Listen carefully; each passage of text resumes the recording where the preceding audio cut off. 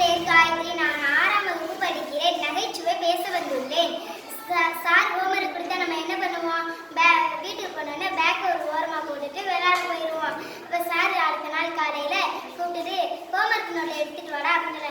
ஏன்டா homework sir இன்னைக்கு ஒரு நாள் மட்டும் மன்னிச்சுட்டு இருந்தேன் சார், நாளைக்கு செஞ்சுட்டாரு. நான் ஓங்கி அடிச்சேன்னா நீ காரைக்குடியில் போய் விழுந்துடா. அப்போ பக்கத்தில் உள்ள சொல்லுவேன், சார் என்னைய பையாடுங்க சார், நான் வாக்குடியில் போய் இறங்கிடுவேன்.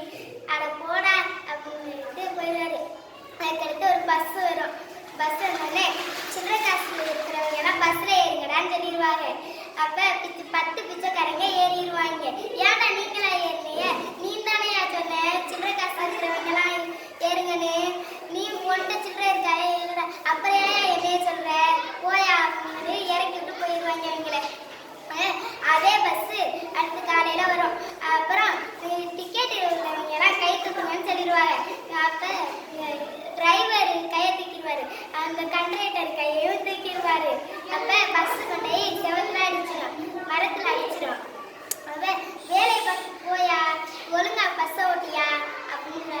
அப்போ ஒரு பையன் கறி வாங்க வந்தேன், அண்ணே 1 கிலோ அஜித் கறி போடுங்கண்ணே அப்படின்னு. அஜித் கறிலாம் இங்கே இல்லைப்பா, நம்ம சாப்பிட்ட அஜித்தை எப்படி சொல்லுவான்? தலைன்னு சொல்லுவான். அதான் தலைக்கறின்னு சொன்னேன். போப்பா 2 வியாபாரம் ஒன்னால போனுச்சுப்பா.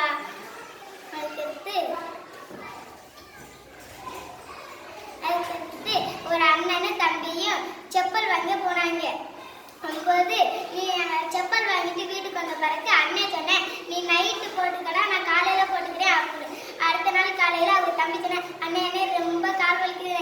ஏன்டா கால் வலிக்குது? அதானே நீ சொன்ன, நான் காலையில் போட்டுக்கிறேன், நீ நைட்டு போட்டுக்கன்னு. அதானே அதை போட்டுக்கிட்டு நடந்துகிட்டே